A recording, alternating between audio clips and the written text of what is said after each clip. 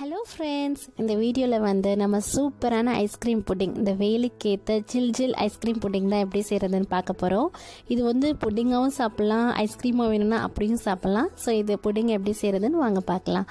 இதுக்கு வந்து நான் 250 ml திக்கான பால், காய்ச்சாத பால் தாங்க எடுத்திருக்கேன். 1 கப் பால். இதை நான் வந்து காய்ச்சாமல் தான் எடுத்திருக்கேன். திக்கான பாலை எடுத்துக்காங்க. 1 கப் பாலுக்கு வந்து 3/4 கப்லேருந்து 1/2 கப் வரைக்கும் நம்ம விப்பிங் க்ரீம் சேர்த்துக்கணும். ஃபுல் கப்பையும் சேர்த்துடக்கூடாது. ஸோ நான் ஒரு 3/4 கப் வரைக்கும் நான் விப்பிங் க்ரீம் சேர்த்துக்கிறேன்.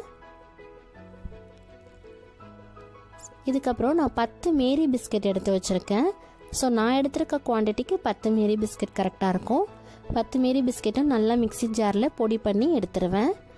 எடுத்துட்டக்கப்புறமா நம்ம இந்த விப்பிங் க்ரீம் பால் கலவையில் வந்து இந்த பிஸ்கெட் பொடி பண்ணதை சேர்த்துடலாம்.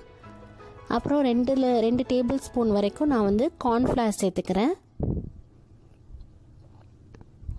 நான் சொல்கிற மாதிரி அளவில் பண்ணிங்கன்னா இதே குவான்டிட்டி எடுத்துக்கோங்க. அப்புறம் நான் கடல் பாசி கொஞ்சம் நேரம் ஊற வச்சு அதை மிக்சியில் நல்லா பொடி பண்ணி வச்சுருக்கேன். ஒரு 2 ஸ்பூன் வர அளவுக்கு தான் கடல் பாசி எடுத்துக்கணும். அப்புறம் பார்த்தீங்கன்னா 3/4 கப் சர்க்கரை எடுத்திருக்கேன். நான் ப்ரௌன் சுகர் யூஸ் பண்ணியிருக்கேன். நீங்கள் ஒயிட் சுகர் கூட யூஸ் பண்ணலாம். அப்புறம் பார்த்தீங்கன்னா நான் வந்து கஸ்டர்ட் பவுடர் வந்து 2 டேபிள் ஸ்பூன் கஸ்டர்ட் பவுடர் எடுத்திருக்கேன். வெனிலா கஸ்டர்ட் பவுடர் தாங்க எடுத்திருக்கேன். ஸோ இது எல்லாத்தையுமே கைவிடாமல் நல்லா கிண்டிடுங்க.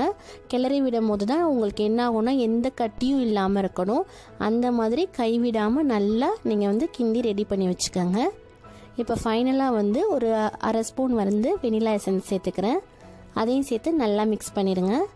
இப்போ அடுப்பை வந்து ஒரு மீடியம் ஃப்ளேமில் வச்சு கைவிடாமல் நம்ம கிண்டிகிட்டே வரணும். இது வந்து பக்கத்துலேயே நின்று தான் இந்த ரெசிபி நீங்கள் செய்யணும். ஏன்னா இதை விட்டுட்டு போயிட்டீங்கன்னா கீழே அடி பிடிச்சிரும். ஸோ பக்கத்தில் பொறுமையாக கைவிடாமல் கிளறிட்டே இருக்கணும். நான் எந்த கன்சிஸ்டன்சியில் ஆஃப் பண்ணணும்னு உங்களுக்கு சொல்கிறேன். இப்போ பார்த்தீங்கன்னா இந்த திக்கான கன்சிஸ்டன்சி வந்துருச்சு பார்த்தீங்களா? இந்த கன்சிஸ்டன்சி தான் நமக்கு கரெக்டான கன்சிஸ்டன்சி. ஸோ நம்ம இப்போ வந்து அடுப்பை ஆஃப் பண்ணிடலாம். இப்போ எனக்கு பிடிச்ச மாதிரி இந்த மாதிரி பார்த்தீங்கன்னா கொஞ்சம் ஃப்ளோயிங்காக இருக்கணும். நீங்கள் ஊற்றும் போது திக்காக இருந்தாலும் அந்த மாதிரி பார்த்துக்கோங்க. எனக்கு ஹாட்டின் மோல்டில் எனக்கு பிடிக்கிறதுனால நான் ஹாட்டின் மோல்டில் ஊற்றிருக்கேன். உங்களுக்கு பிடிச்ச மோல்டில் நீங்கள் ஊற்றிக்கங்க. சூடாகவே சூடாக இருக்கும் போதே ஊற்றி செட் பண்ணிடுங்க, இல்லாட்டி செட் ஆகாது. அப்புறம் கை வச்சு நல்லா டேப் பண்ணிவிட்டு இந்த மாதிரி கிளிங் ரேப் இருக்கும் இல்லைங்களா, அந்த மாதிரி ரேப்பை வந்து டைட்டாக போட்டு சீல் பண்ணி ரெஃப்ரிஜிரேட்டரில் ஒரு 3 to 4 ஹார்ஸ் நல்லா செட் ஆகிற வரைக்கும் வச்சுருங்க. இப்போ நான் இதை வந்து ஓப்பன் பண்ணி காட்டுறேன். நான் 4 ஹார்ஸ் வச்சு செட் பண்ணிட்டேன். இப்போ வந்து நான் வந்து பிளேட் திருப்பிட்டு நான் ட்ரான்ஸ்ஃபர் பண்ணிட்டேன். பாருங்கள், சூப்பராக செட் ஆயிடுச்சு. நான் வந்து ஐஸ்கிரீம் மாதிரி தான் சாப்பிட போகிறேன். ஸோ நான் வந்து இமீடியட்டாக சர்வ் பண்ணுறதுக்காண்டி நான் வந்து ஒரு சாக்லேட் சிரப் வச்சு டெக்கரேட் பண்ணுறேன்.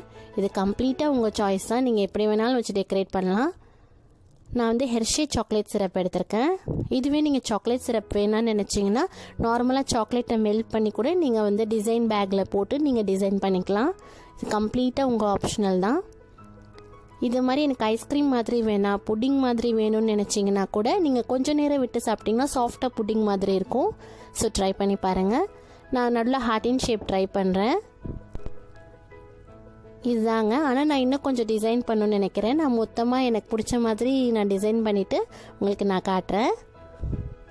பாருங்கள், எனக்கு பிடிச்ச மாதிரி ஓரளவுக்கு டிசைன் பண்ணிவிட்டு இது கம்ப்ளீட்டாக உங்கள் சாய்ஸ் தான். ஸோ சூப்பரான ஐஸ்கிரீம் புட்டிங் ரெடி ஆயிடுச்சு. இதை நான் கட் பண்ணி காட்டுறேன் பாருங்கள். ரொம்ப சாஃப்டாக இருக்கும், அதே சமயம் ஐஸ்கிரீம் போல் ரொம்ப டேஸ்ட்டாக டிஃப்ரெண்ட்டாக இருக்கும். ட்ரை பண்ணி பாருங்கள். சாஃப்டாக புட்டிங் மாதிரி வேணும்னு நினைக்கிறவங்க சாஃப்டாக கொஞ்சம் நேரம் வச்சு கூட சாப்பிட்லாம். இதை நான் வந்து சாக்லேட் சிரப்போட வச்சு சர்வ் பண்ணி சாப்பிட போகிறேன். ஸோ அவ்வளோதான் ஃப்ரெண்ட்ஸ், உங்கள் குழந்தைங்களுக்கும் கொடுத்து என்ஜாய் பண்ணுங்கள். இந்த வீடியோ பிடிச்சிருந்துச்சுன்னா மறக்காமல் கரலி சமையலை சப்ஸ்கிரைப் பண்ணுங்கள், லைக் பண்ணுங்கள், ஷேர் பண்ணுங்கள். பாய்.